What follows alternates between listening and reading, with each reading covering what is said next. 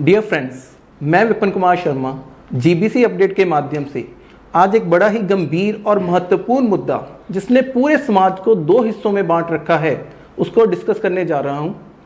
इसको आसानी से और सरलता से समझाने के लिए हमारे साथ एक्सपर्ट्स डॉक्टर की team, doctor Kamaljeet Dogra MD gynae, doctor Rajendra Sharma ji MS ex president of IMA, और हमारे साथ कुछ सोशल एक्टिविस्ट भी जुड़े हुए हैं, Shrimati Pooja Vashishtha English professor and social worker. हमारे साथ मिस्टर मनोहर लाल जी जुड़े हुए हैं जो फिजिक्स के प्रोफेसर हैं और इस पूरे मुद्दे को आसानी से आपको समझाने में हमारी मदद करेंगे। सबसे पहले मैं डॉक्टर राजेंद्र शर्मा जी से एक क्वेश्चन करना चाहता हूं कि आप हमारे व्यूअर्स को ये समझाएं कि जेनरिक मेडिसिन और ब्रांडेड मेडिसिन में सबसे बड़ा मेन डिफरेंस क्या है।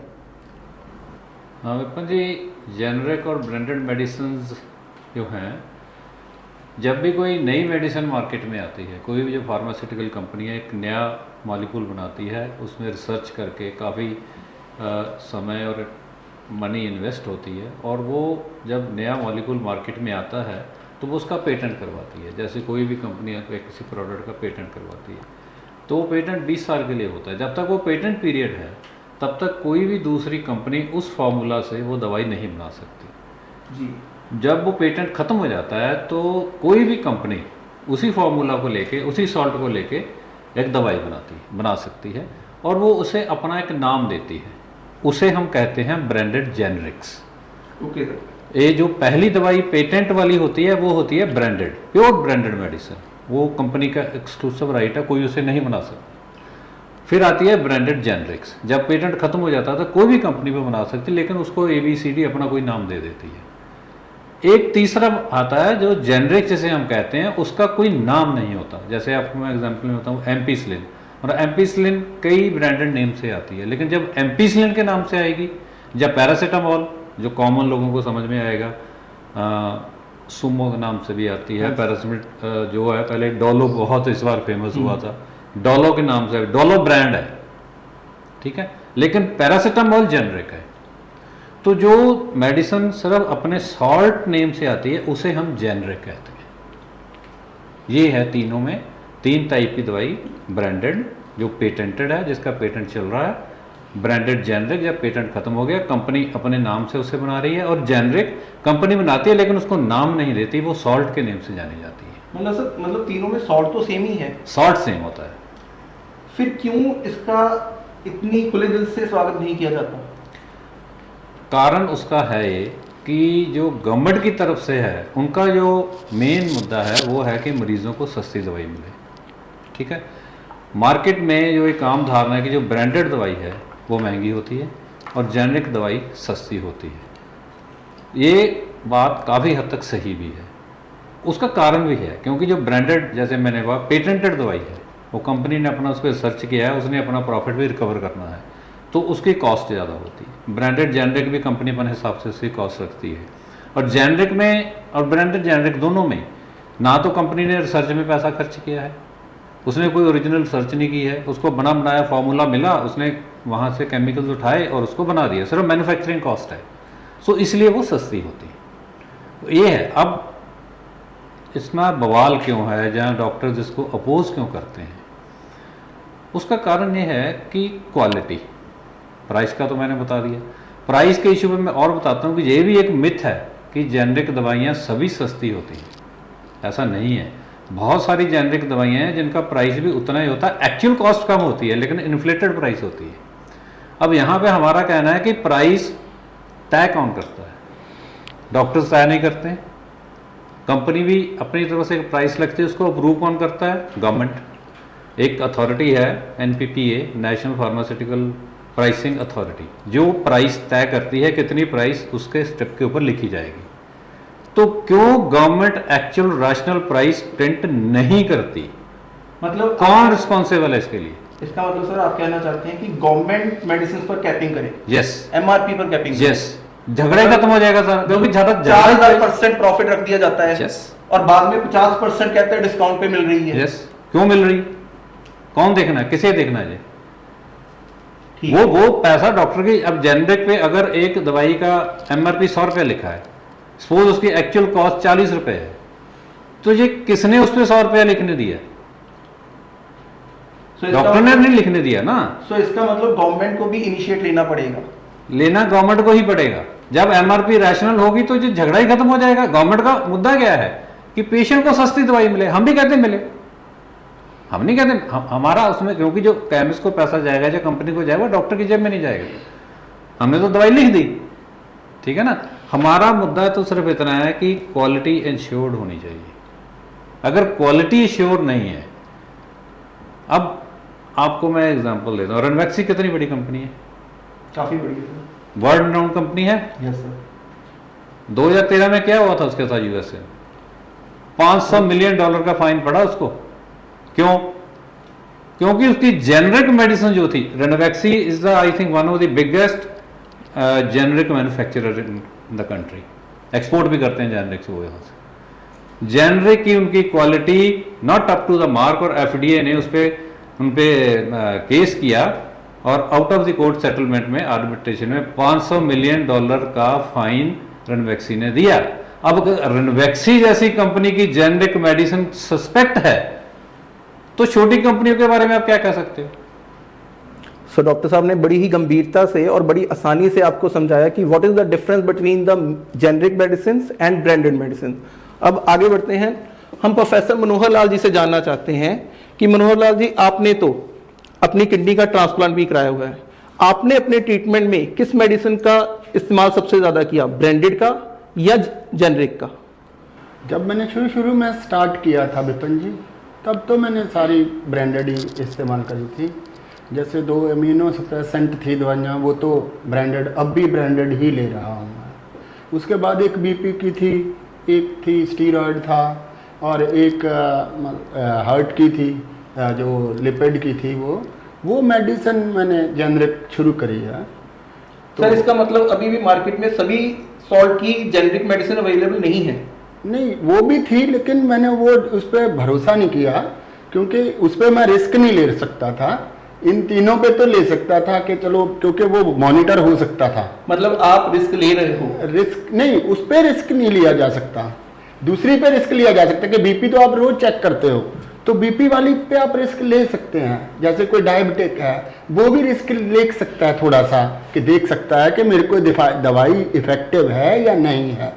लेकिन हर दवाई पे आप नहीं ले सकते हो रिस्क।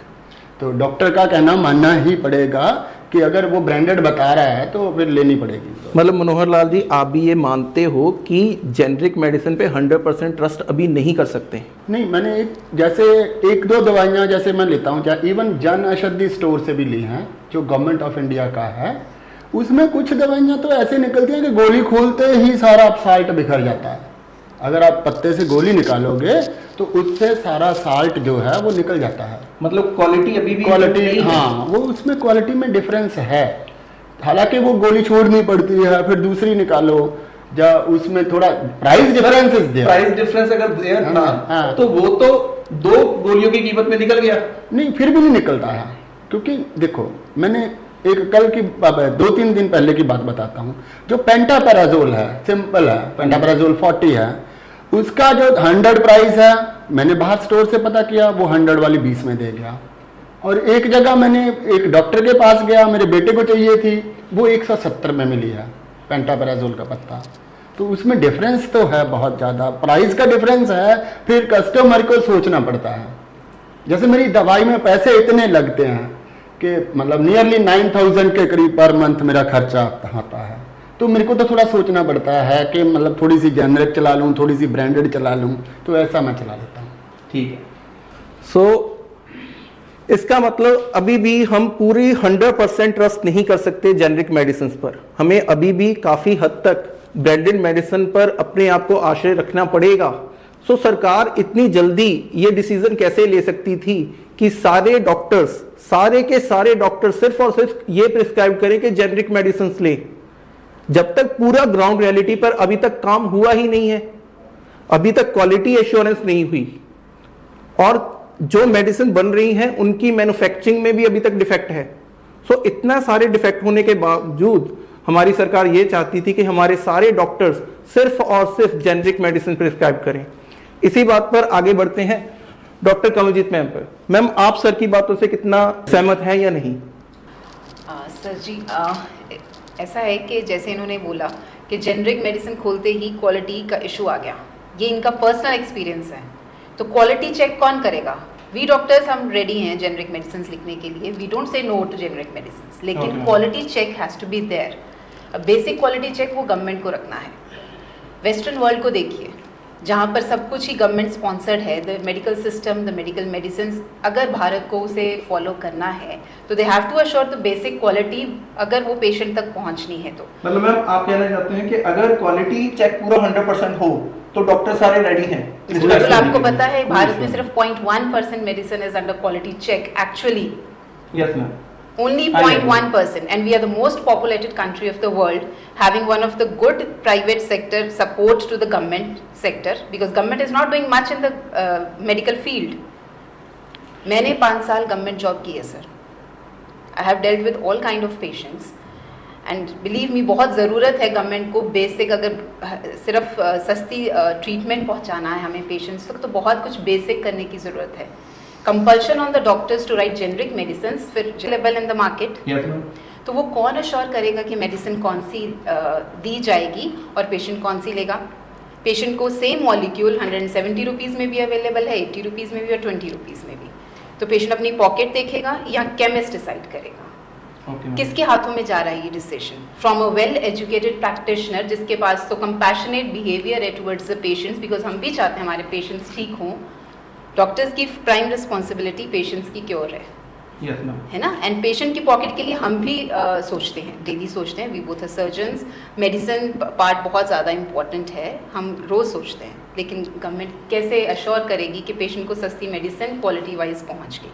Thank you ma'am. पूजा विशिष्ट मैम, मैम मैं आपसे जानना चाहता हूं कि मैडम ने कहा अगर चाहते हैं कि सभी डॉक्टर्स प्रिस्क्राइब करें जेनरिक मेडिसिन तो क्वालिटी चेक होना चाहिए और उसकी मैन्युफैक्चरिंग डिफेक्ट भी सारे खत्म होने चाहिए। मतलब जितने भी एरर्स आ रहे हैं मैन्युफैक्चरिंग में, क्वालिटी में, वो सारे खत्म होने चाहिए। आप इस बात से कितनी एग्री हैं कि ये चीज पॉसिबल है? रियलिटी में ये चीज पॉसिबल है कि बिना गवर्नमेंट की सपोर्ट के मैन्युफैक्चरिंग कंपनीज जो जेनरिक मेडिसिन बना रही हैं वो ये डिफेक्ट खत्म कर देंगी? देखिए सर, मैं मेडिकल लाइन से नहीं, I belong to a very common class. Generic का अगर जो बेसिक मीनिंग देखा जाए तो जेनेरिक का मतलब है सामान्य, कॉमन, मतलब generic medicines for generic people, common medicine for common people. अब ये जेनेरिक का जो कॉन्सेप्ट है हमारे इंडिया में तो 2008 में आया है, लेकिन अमेरिका में जेनेरिक मेडिसिन्स का चलन 1960 से चल रहा है। और इस वक्त मैं ये बताना चाहूँगी, अमेरिका, इंग्लैंड, नीदरलैंड और जर्मन में मैक्सिमम जेनेरिक मेडिसिन ही चल रही हैं। अगर अमेरिका में डॉक्टर्स एक दिन में 10 प्रिस्क्रिप्शंस लिख के देते हैं तो आप सर्च कीजिए, उनमें से 8 जेनेरिक मेडिसिन की होती है। इस वक्त जो इंडिया है, जैसा कि मैडम ने कहा, it is one of the most populated country. India में इस वक्त हमारी आधी से ज़्यादा जनसंख्या पावर्टी लाइन से थोड़ा ऊपर है और बहुत सारी जनसंख्या पावर्टी लाइन से नीचे है। दूसरी तरफ इंडिया में इस वक्त जेनेरिक दवाइयों की मार्केट पूरे जोरों पर है। भारत इस समय जेनेरिक दवाइयों का बहुत बड़ा मैन्युफैक्चरर और एक्सपोर्टर है। अगर कुल दुनिया की मार्केट में हम देखें तो भारत का जेनेरिक दवाइयों में 22% शेयर इस वक्त चल रहा है। दूसरी बात, अब आपने हमारे सामने डॉक्टर्स ने अपने मेडिकल पक्ष की क्वालिटी की बात रखी, तो क्वालिटी एश्योरेंस मैकेनिज्म, जिसके लिए भारत में FDA, यूनाइटेड स्टेट्स में US FDA मतलब food and drug administration, United states में भी चल रहा है, भारत में भी चल रहा है। भारत में जितनी भी दवाइयाँ बनती हैं, चाहे वो जेनेरिक हैं, चाहे वो स्टैंडर्ड ब्रांडेड हैं, उन सबको FDA द्वारा बनाए गए कठोर मापदंडों में से गुजरना पड़ता है। मेरी आप सबसे गुजारिश है, आप एक वेबसाइट खोलिए जिसका नाम है www.FDA Government Generic Drugs।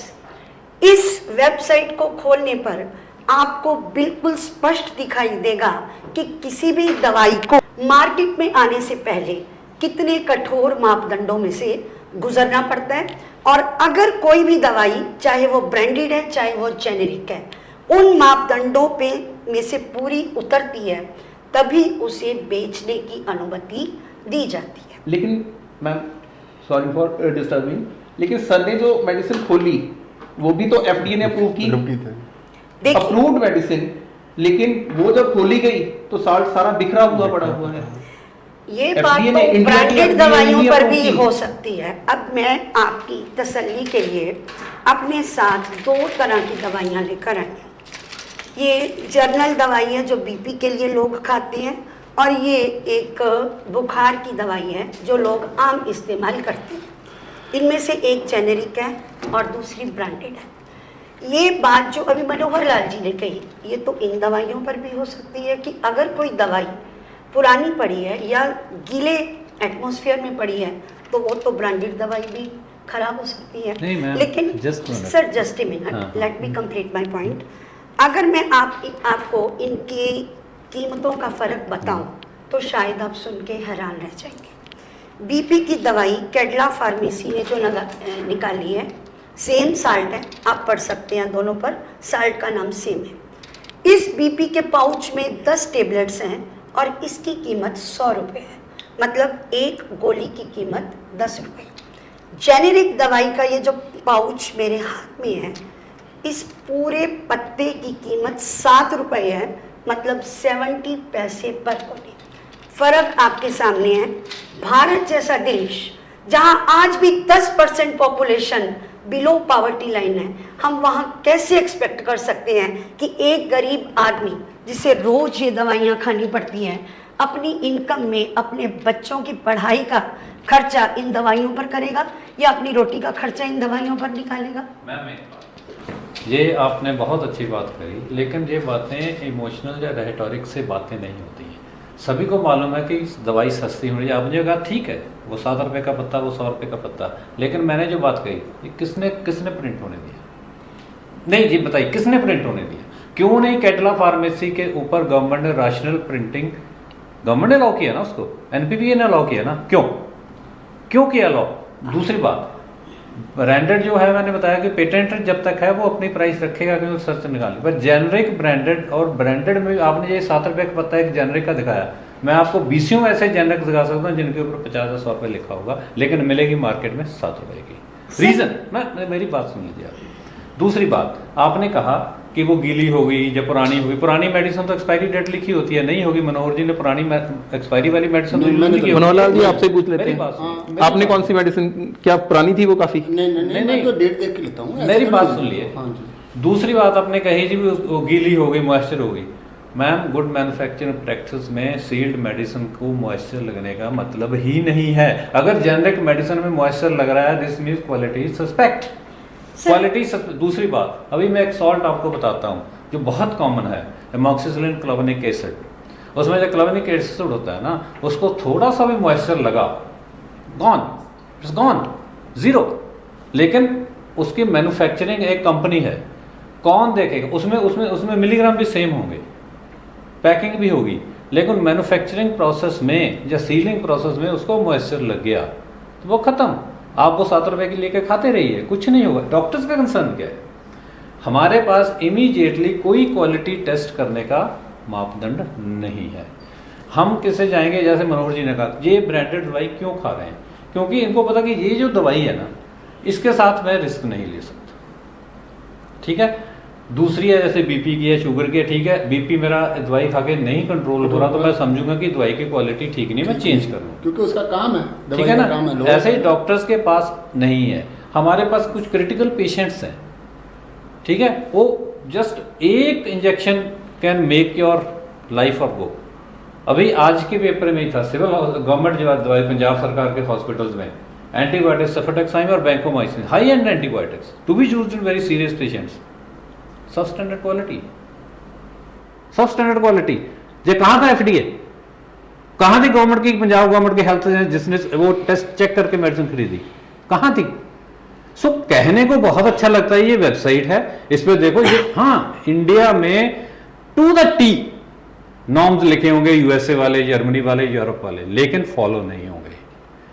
हमारी दवाई रेडवैक्सी की जो मैंने एग्जांपल दी, इंडिया में क्यों नहीं पकड़ी गई? एफडीए कहां था? जाके पूरे दुनिया में जगह साई कराई, वहां पे जाके फाइन देकर आए। कहां था एफडीए? क्यों बनने दी और एक्सपोर्ट होने दी? WHO ने हमारे कितने कप सिर्फ, कितने बच्चे मर गए वहां पे? किसकी बेइज्जती हुई? हमारा इतना परसेंट, आपने बताया 22%, 20% जेनरिक मेडिसिन का मार्केट है दुनिया में, धक्का लगा उसको कि नहीं लगा? कहां थी वो हमारी एफडीए जिसने इतना बड़ा लंबा चौड़ा देखा, जे कठोर मापदंड निकल से मेडिसिन जाएगी? कहां वो कठोर मापदंड? कब सिर्फ तंजानिया में कहा कितने बच्चे मर गए वो हमारा कब सिर्फ पी के? WHO को इंटरवीन करना पड़ा, तब जाके सरकार जागी, और फिर भी उसको जस्टिफाई कर रहे हैं, नहीं नहीं नहीं नहीं, WHO ने ये नहीं कहा कि इसकी वजह से मरे हैं, WHO डाटा नहीं दे रहा हमको। मींस क्यों? अगर किसी ने, अब WHO ने बताया कि ये आपकी मेडिसिन सबस्टैंडर्ड क्वालिटी, पकड़ो उस बंदे को अंदर करो, लेकिन नहीं, हम उसको जस्टिफाई करेंगे, ये है हमारा एफडीए। उस पर हम डॉक्टर कैसे यकीन कर लें, कैसे करें? और दूसरी बात, वही मैंने कहा, जो 7 रुपए उस पर प्रिंट हुआ, कैडला पे 100 रुपए प्रिंट हुआ, क्यों नहीं देखा उस पर 100 रुपए क्यों प्रिंट होने दिया? वो भी 10 रुपए में प्रिंट कर देते। अगर एक जेनरिक वाला 7 रुपए में आपको पत्ता दे रहा है, 70 पैसे में गोली दे रहा है ब्लड प्रेशर की, तो कैडला क्यों 10 रुपए में वो दे रहा है? कौन से पंख लगाए उसने? तो ये क्यों एनपीपीए क्यों सो रहा है? मैं यही तो कहता हूं, प्राइस की बात है तो government should ensure the quality. And सबसे लास्ट बात, आई डू एग्री, एक मिनट, एक मेरे को बात खत्म करने दो। Branded medicine, they are not over the counter products, any medicine except few. आप अगर चाहे केमिस्ट से, यहां मिलते हैं यूरोप में या वेस्टर्न कंट्री का इसका एग्जांपल दिया, वहां नहीं मिलते, आप डॉक्टर की स्लिप के बिना कोई मेडिसिन नहीं ले सकते वहां, एक्सेप्ट फ्यू, ठीक है?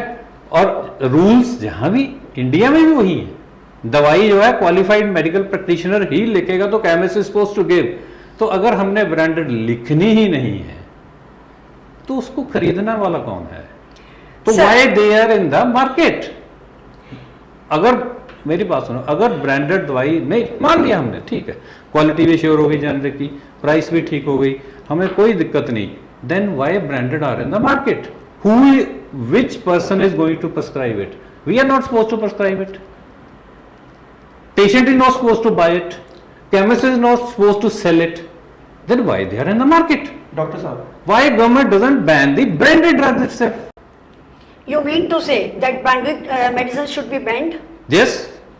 If you want to finish brand, if branded are there, who is going to buy it? Chemist is not supposed to sell it. Patient is not supposed to buy it. Sir, listen to me. Then why? Your statement is self-contradicting. अगर आपने हमारे union minister Mansukh Mandaviya जी का जारी किया पूरा regulation पढ़ा है, तो आपने उसमें पूरा पढ़ा होगा कि उन्होंने ब्रांडेड मेडिसिन को प्रेस्क्राइब करने से मना क्यों किया। उसमें साथ ही मेडिकल प्रैक्टिशनर्स के लिए ये शर्त लगाई गई है कि आप ब्रांडेड दवाइयाँ मैन्युफैक्चर करने वाली कंपनियों से या उनके सेल्स ऑफिसर से या उनसे जुड़े किसी भी अधिकारी से किसी भी तरह का सेवा या लाभ नहीं लेंगे। अब इसके ऊपर आपके IMA के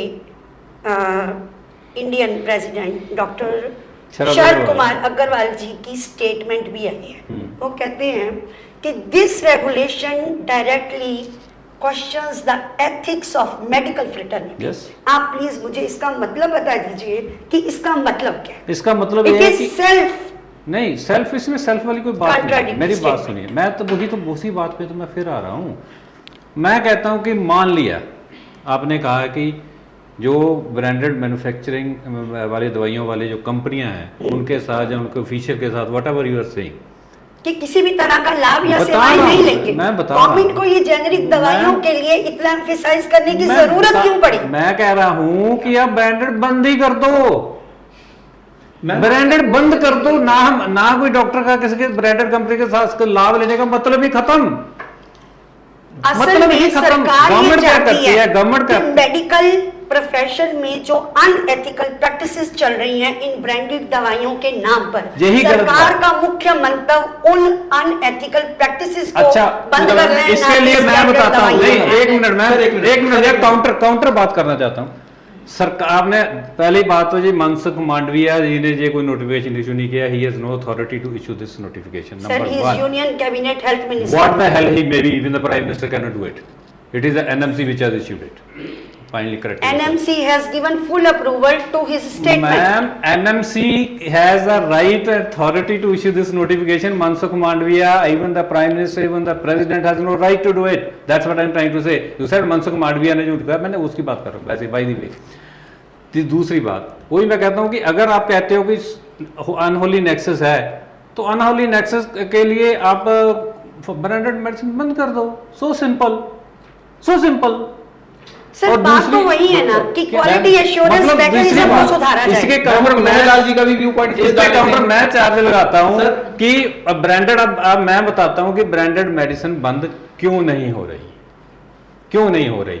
और ये जो एमआरपी रैशनल प्राइसिंग हमारा क्या डिमांड है, 1 कंट्री 1 ड्रग 1 प्राइस। गवर्नमेंट क्यों नहीं मानती इस बात को? 1 country 1 drug 1 price. Paracetamol through out country, north east Assam से लेके इधर JNK तक एक प्राइस में मिलनी चाहिए। किसने इंश्योर करना है? गवर्नमेंट करे। हम मना नहीं करते, हमने यही कहा है कि आप करो, क्यों नहीं करते हो? मैं बताता हूं कि ये क्यों नहीं होता। अनहोली नेक्सस डॉक्टर और फार्मा का नहीं है, unholy nexus government, political parties और फार्मा इंडस्ट्री का है। फंडिंग होती है पॉलिटिकल। ब्रांडेड दवाइयां बंद हो जाएंगी तो इलेक्शन कैसे लड़ेंगे? This is the real issue. Government में हिम्मत है तो बंद करके दिखाए ब्रांड, बंद करे, आज से बंद करे। डॉक्टर लिखेगा ही नहीं, होगी ही नहीं उसके पास।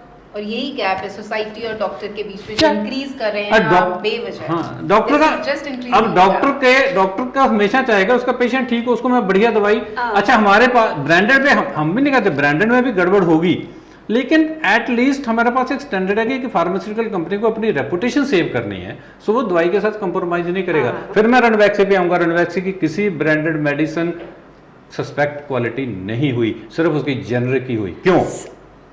क्यों? वही रणवैक्सी है, वही उसका प्लांट है, वही उसका सब कुछ है, लेकिन उसकी जेनरिक फेल हुई है, उसकी ब्रांडेड फेल नहीं हुई। सर मैं यहाँ आपको BLA Nayak, just a minute sir, एक मिनट। कमल जी डोगरा मैम से हम जानने की कोशिश करते हैं कि मैम अगर एक ही कंपनी ब्रांडेड भी बना रही है, ब्रांडेड वाली जेनरिक भी बना रही है, और तीसरी वो जेनरिक भी बना रही है, तो फिर जेनरिक में फॉल्ट क्यों निकल रहा है? एक ही कंपनी ब्रांडेड भी बना रही है, ब्रांडेड वाली जेनरिक भी मैन्युफैक्चर कर रही है, और वही कंपनी जेनरिक सिंपल भी बना रही है। Cost cutting sir, simple answer है। किसी चीज में कॉस्ट कटिंग लाओगे आप कहाँ पे करेंगे? कोई भी घर पे लॉस तो नहीं सहता, गवर्नमेंट भी नहीं सह रही। लॉस किसे सहना है सर? कॉस्ट कटिंग करेंगे तो क्वालिटी सफर होगी ही। लेकिन सर आपने ये बात कही कि सभी दवाइयों की एक MRP कर दी जाए, लेकिन अगर एक कंपनी ने 20 साल के लिए अगर उसने पेटेंट करवाई, क्यों करवाई? क्योंकि उसने सबसे पहले उस पर सारी रिसर्च की। इतनी रिसर्च करने पर उसने अपना इतना पैसा खर्च किया, इतने साइंटिस्ट की टीम लगाई, और जिस कंपनी ने इतना पैसा खर्चा हो तो वो क्यों एकदम से कह दे कि सभी बनाओ? तो इसलिए तो हम कह रहे हैं कि ब्रांडेड कर लिखने दो। अगर ब्रांडेड बंद करोगे तो जिसने 20 साल का पेटेंट लिया, खर्चा की, वो कंपनी कहां जाएगी? यही तो हम कह रहे हैं कि you can not do it just one stroke, no just generic, no. कुछ बहुत सारी मेडिसिन है जिनका पेटेंट कंपनी के पास है, वो जेनरिक में अवेलेबल नहीं है। अब डॉक्टर कैसे वो ब्रांडेड लिखता है तो वो मरता है, क्या करेगा वो? सर यही हम कह रहे हैं, नायर हॉस्पिटल मुंबई में। मनोहर लाल जी आप बताइए, क्या इंडिया का फ्यूचर है बिना ब्रांडेड मेडिसिन के? देखो इसमें ऐसी बात है कि इंडिया में जेनरिक तो चलेंगी क्योंकि उसकी कॉस्ट इफेक्टिव है। दूसरा है कि अब पेशेंट को कैसे पता चले कि ये वाली जेनरिक है या ये 2 नंबर वाली है, कंपनी बना रही है, उसकी अपनी प्रोडक्ट है, जहाँ ये ब्रांडेड है। वो तो सीधा मेडिकल स्टोर पे जाता है कि मेरे को ये दवाई दे दो, वो कहता है ये वाली नहीं है, ये वाली ले जा, ठीक है ना। हम तो चलो पढ़े लिखे हैं, हम देख लेते हैं, लेकिन आम बंदे को तो ये पता ही नहीं चलता है। वो तो यही देखा जाता है कि ये स्टोर वाला सस्ती दे रहा है, दूसरे स्टोर वाला महंगी दे रहा है दवाई। अच्छा, फिर मैंने ऑनलाइन मंगवानी शुरू करी है। अब ब्रांडेड मेडिसिन है, ऑनलाइन मंगवा रहा हूँ, और बड़ी हैरानी होती है, उसका बैच नंबर सेम नहीं है। जो एक कंपनी जो मेरे को ऑनलाइन सप्लाई कर रही है, अगर मैं वो बाहर मार्केट से लेता हूं, उसका बैच नंबर सेम नहीं है, इसमें भी कोई गड़बड़ लगती है कि क्या चल क्या रहा है, मतलब पेशेंट को यही नहीं पता चलता। तो इसमें तो मेरे को थोड़ा मतलब बंदा तो कंफ्यूज ही होगा कि मैं खा क्या रहा हूं और मेरे पे इफेक्ट क्या हो रहा है। मतलब आपको भी उसकी इफेक्टिवनेस पे पूरा भरोसा नहीं है। जैसे मैंने सपोज मैंने वो लिपिड की लिया, एक बार तो ऐसा है कि नॉर्मल आ गया, अब फिर भी मैं कॉन्स्टेंटली ले रहा हूं, तो एक महीने में ऐसा लगता है कि यार ये बढ़ गया है, मतलब लिपिड करवाया 243 आ रहा है, ये क्यों आ रहा है, मैं तो दवाई तो सेम ले रहा हूं। वो दवाई मेरा मेडिसिन के कारण ही बढ़ रहा है, ऐसा कोई दूसरा कोई चक्कर नहीं है, वो मेडिसिन के कारण बढ़ रहा है, लेकिन मेडिसिन की अगर डोज सेम है तो वो नहीं बढ़ना चाहिए। तो इसका इफेक्टिवनेस का इफेक्ट तो है कि वो इफेक्टिव है। अपने प्रैक्टिस में कई बार हम लिखते हैं मेडिसिन, वो इफेक्ट नहीं आता है, पेशेंट ठीक ही नहीं होता है, पेशेंट को फर्क ही नहीं पड़ता, then we change the brand and immediately response आता है। बहुत बार होता है, बहुत बार होता है। और दूसरा हम ऐसा नहीं चाहते, हम नहीं कह रहे हैं, ठीक है देश को जाना चाहिए, गरीब देश है, सस्ती दवाई मिलनी चाहिए, हम नहीं यही कहते, लेकिन उसके साथ उसकी क्वालिटी एश्योरेंस बहुत ज़रूरी है। और तीसरा उसके लिए हम IMA ने क्या डिमांड किया, जब जो गवर्नमेंट से डिमांड किया कि इसको डेफर किया जाए। हमारा वर्ड ये नहीं है कि इसको वापस लिया जाए, हमारी डिमांड है इसको डेफर किया जाए till we are ready with the good quality control, good price control. IMA का अगर आप गवर्नमेंट को जो मेमोरेंडम है उसमें पढ़ोगे तो उसमें वर्ड है कि till then it should be deferred. और बड़ी क्लासिक जो हेडलाइन भी बनी थी पेपर में, हमने कहा था कि गवर्नमेंट गाड़ी दौड़ाने की कोशिश कर रही है बिना पटरी के। हम नहीं कहते गाड़ी मत दौड़ाओ, लेकिन एटलीस्ट पटरी तो सही करो पहले, नहीं तो एक्सीडेंट होगा। अगर आपकी पटरी सही नहीं है तो पर सर आप इस बात से मना नहीं कर सकते कि आजकल मेजॉरिटी ऑफ डॉक्टर्स जो हैं, जब वो किसी भी पेशेंट के लिए प्रिस्क्रिप्शन लिखते हैं तो पहले उसकी सोशो इकोनॉमिक स्टेटस को देखकर वो मेडिसिन प्रिस्क्राइब करते हैं। मैं आपको यहाँ पर एग्जांपल देना चाहूँगी, BLA नायर हॉस्पिटल मुंबई में एनालिस्ट्स ने 200 सुपर स्पेशलिटी और पोस्ट ग्रेजुएट डॉक्टर्स के साथ एक सर्वे किया। उन्होंने उन डॉक्टर्स से जेनेरिक दवाइयों और ब्रांडेड दवाइयों से संबंधित सवाल पूछे और जो report I that was amazing. 84% doctors ने इस बात को स्वीकार किया कि वो पेशेंट को दवाई लिखते समय पेशेंट के सोशो इकोनॉमिक स्टेटस को देखने के बाद दवाई प्रेस्क्राइब करते हैं। इस बारे में आप क्या आप कह रहे हो कि अमीर बंदे को ब्रांडेड दवाई लिख दो, क्वालिटी की दवाई लिख दो, लेकिन पुअर गरीब बंदा है उसको आप सस्ती दवाई लिख दो। सर मैं बिल्कुल ऐसा नहीं कह रही, जिसकी क्वालिटी सस्पेक्ट है, बिकॉज हम सस्ते, देखो हमने सस्ती दवाई के लिए कहा कि उसकी क्वालिटी सस्पेक्ट, हम इसलिए नहीं लिख रहे हैं। सस्ती है उसकी क्वालिटी श्योर करो, लेकिन आप कहते हैं कि जो गरीब बंदा है उसको जेनरिक दवाई लिखने में क्या हर्ज है। मैं बिल्कुल आपसे ये नहीं कह रही, मैं ये कह रही हूँ कि आपकी इस बात से मैं सहमत हूँ कि गवर्नमेंट को क्वालिटी एश्योरेंस मैकेनिज्म को सुधारना चाहिए, लेकिन अगर हमारे मेडिकल प्रैक्टिशनर्स सिरे से इस बात को नकारते हैं कि जेनेरिक दवाइयों को लिखना ही नहीं है या सिर्फ ब्रांडेड दवाइयां ही लिखनी है, IMA ने भी कभी नहीं कहा है। हम डॉक्टर्स जेनेरिक दवाइयों के अगेंस्ट नहीं है, हमें एश्योरिटी दे दो and we will write only generic. लेकिन हमें आप बताइए, फिर केमिस्ट डिसाइड करेगा कि जेनेरिक में से कौन सी देगा वो, rather than doctor and the patient relationship. एक केमिस्ट डिसाइड कर सकता है कि मैं इन 3 ब्रांड्स में से इस पेशेंट को, इसका सोशियो इकोनॉमिक स्टेटस एवरेज है तो मैं इसे एवरेज वाली दे देता हूँ, 170 भी नहीं, 100 भी नहीं, 50 में 100 वाली ठीक है इसके लिए, और वो बाय भी कर लेते हैं बिकॉज उसकी पॉकेट अलाउ करती है। लेकिन हम अगर पेशेंट दवाई लेने लायक ही नहीं होगा तो वो 100 की क्या 70 की भी ले सकेगा ना। मैं बात ऐड करना चाहता हूं, डॉक्टर सैंपल्स देते हैं ऐसे पेशेंट्स, अगर पेशेंट गुड ब्रांडेड मेडिसिन की, अगर ओके, एंड फिर वो डॉक्टर ही ट्रीट कर रहा है, केमिस्ट तो नहीं देता एक भी गोली। मैडम केमिस्ट भी जेनेरिक दवाइयां नहीं रखना चाहते, उसके पीछे एक कारण है। कारण ये है कि जेनेरिक दवाइयां भी एक्सपायरी के बाद वापस नहीं होती और वो केमिस्ट के पल्ले पड़ जाती हैं, इसलिए अधिकतर केमिस्ट भी जेनेरिक दवाइयों को प्रमोट नहीं करना चाहिए। मैम आप NMC ने डिसीजन की इतनी सराहना कर रहे थे, लेकिन NMC ने खुद कहा कि फार्मिस्ट के पल्ले डाल दो पेशेंट को। क्या एक फार्मिस्ट एक अपने डॉक्टर से ज्यादा समझदार हो गया? फार्मेसी पर तो कई बार 10th और 12th पढ़े बच्चे बैठे होते हैं। मैम बात एक है, देखिए हम होलसेल में दवाई मंगाते हैं, अपने पास रखते हैं, और कई मेरे पास ऐसे डीलर आते हैं जेनरिक्स वाले, ये हम लोग उस पे एमआरपी ब्रांडेड के इक्वल होता है, ब्रांडेड के इक्वल होता है, और प्रॉफिट मार्जिन ह्यूज, लेकिन हम रखते नहीं है, बट केमिस्ट तो रखेगा। केमिस्ट, एक बात ये नहीं है कि जेनरिक को प्रमोट क्यों नहीं करते, वो करते क्या है कि ब्रांडेड में उनको प्रॉफिट मार्जिन ज्यादा है। Yes, this is the thing. तो फिर वो केमिस्ट को पकड़ो ना मैम, फिर बात वही है कि एमआरपी इन्फ्लेटेड कौन लिखने देता है?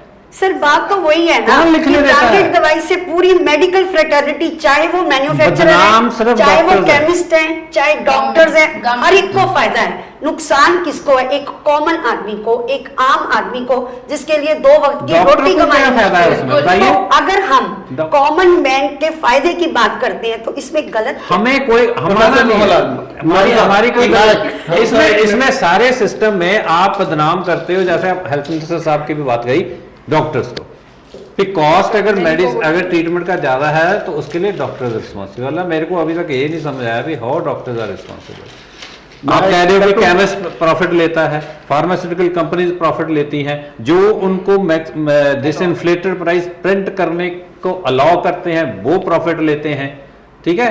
तो बेचारा सिर्फ पूरे व्हील में एक कॉग डॉक्टर है, उसके ऊपर सारा कुछ डाल दो। लेकिन केमिस्ट के ऊपर गवर्नमेंट ने कहा कि आप जेनरिक दवाइयां ही प्रिस्क्राइब करोगे, ब्रांडेड नहीं रखोगे।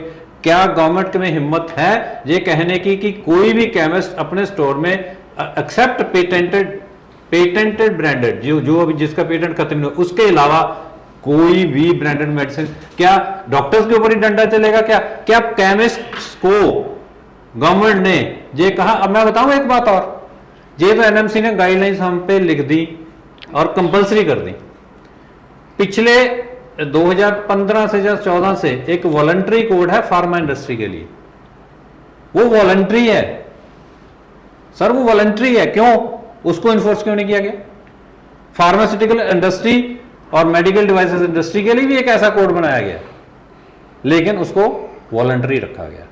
और 6 महीने के बाद कहा था सोचेंगे इसको परमानेंट करने के लिए। 6 महीने के बाद 2015 से 2000 कितने 8 साल हो गए, किसी को पता भी नहीं है। यूसीसीएमपी के नाम से है वो। गवर्नमेंट की एडवोकेसी नहीं कर रही। I am advocating the cause of A commoner, A common man जो ब्रांडेड दवाई अफोर्ड नहीं कर सकता।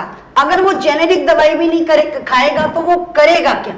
देखो तो जेनेरिक ही लेनी पड़ेगी। उसको तो जेनेरिक लेनी है। हमने कब मना किया लेने से? हम तो कहते हैं कि हम लिखे या ना लिखे, हम ब्रांडेड लिखते हैं, केमिस्ट से जेनेरिक ले ले।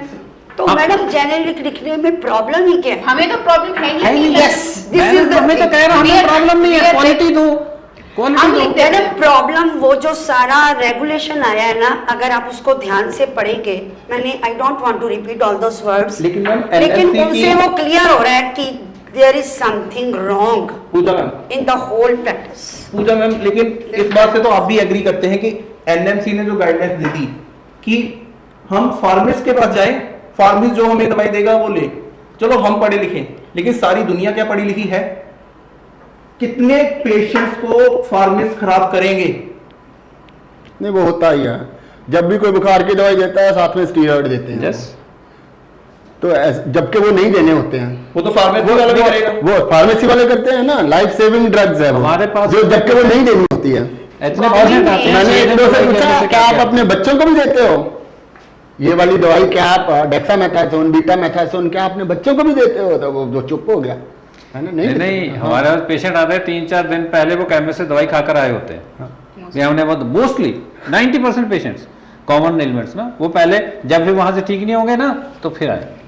सर बात वहीं पर खत्म होती है कि क्वालिटी एश्योरेंस मैकेनिज्म को मजबूत करना बहुत जरूरी है और इट शुड बी रिलायबल। एक कॉमनर का as well as a doctor का, दोनों का ही दवाइयों पर पूरा भरोसा होना चाहिए। डॉक्टर को इस बात का विश्वास होना चाहिए कि वो जो दवाई लिख के दे रहा है वो एक कॉमन मैन के लिए ठीक है, बेनिफिशियल है। और कॉमन मैन को डॉक्टर पर ये विश्वास होना चाहिए कि इसने जो दवाई मेरे लिए लिख के दी है ये मेरी पॉकेट फ्रेंडली भी है और मेरी हेल्थ फ्रेंडली। पूजा मैम, ऐसे हमारे देश के डॉक्टर्स के इतने आपको काबिल नहीं लगते? मैंने तो ऐसा कभी भी नहीं कहा, मैंने कभी ये कहा। अच्छा, मैंने पीजीआई से सर करवाया था, मैंने ये कहा। इंजेक्शन उन्हें लगाना था जब मेरा ट्रांसप्लांट हुआ, तो वो इतनी कॉस्ट उस इंजेक्शन की थी जितनी मतलब पूरा फुल ऑपरेट करने में था। 80,000 लगा था ऑपरेशन करने पे, जो ट्रांसप्लांट करने में, और 80,000 का वो इंजेक्शन था, एक सिंगल इंजेक्शन था। तो वो बोल रहे थे कि आप अगर लगवाना चाहते हो, अगर आपकी पॉकेट अलाउ करती है तो आप लगवा लो। इसमें वो कंपनी अश्योर करती है कि अगर 1 साल में रिजेक्शन होगी तो हम इसका फुल कॉस्ट देंगे। देखो, अगर पेशेंट को हेल्थ कॉस्ट हमने नीचे करनी है तो उसके लिए 3-4 चीज़ें गवर्नमेंट को करनी पड़ेंगी। क्वालिटी अश्योर करनी पड़ेगी बिल्कुल। हर दवाई की, Effectiveness, ठीक है। effectiveness, हम आंख बंद करके उस दवाई पे अप्लाई करेंगे। पैरासीटामॉल है तो पैरासीटामॉल है, ठीक है। उसमें खाली उसकी वेट नहीं कि अगर 500 मिलीग्राम है तो 500 मिलीग्राम है, उसकी बहुत सारी और चीज़ें होती हैं, बायो अवेलेबिलिटी होती है, वो एक्टिव इंग्रेडिएंट कितना है उसमें। अगर हम टैबलेट वो खा लेंगे तो कितनी हमारी टैबलेट अब्जॉर्ब होगी, कितनी निकल जाएगी, इस पर भी डिपेंड करता है मैन्युफैक्चरिंग। सिंपल ही नहीं कि आपने 500 मिलीग्राम पैरासीटामोल डाल दी वो हो गया, नहीं, ऐसा नहीं होता है। तो बायो एक्विवेलेंस भी होनी चाहिए, बायो एक्विवेलेंस भी as per the reputed brands होनी चाहिए, ठीक है। उसके बाद ये सारा काम देखना गवर्नमेंट का है। दूसरा प्राइसिंग, प्राइसिंग ही मेन मुद्दा है। तो जो NPPA है, national pharmaceutical pricing authority, they should be very strict कि एक जो रीजनेबल प्रॉफिट है, जो ये कहते हैं 10 से 15% होलसेल डीलर का और रिटेलर का, वो डाल के जो भी जेन्युइन है उसके हिसाब से ही MRP को प्रिंट किया जाए। ये काम देखना गवर्नमेंट का है। और तीसरा, जिनकी खत्म हो गई है पेटेंट, उनकी ब्रांडेड मेडिसिन की मैन्युफैक्चरिंग जो हो रही है उसके ऊपर बहुत ज़्यादा स्ट्रिक्ट कंट्रोल गवर्नमेंट को चाहिए। इवन ब्रांडेड में क्या होता है कि कंपनी खुद रखती है अपना कंट्रोल, क्योंकि मैंने बताया उसको they have a reputation to cell.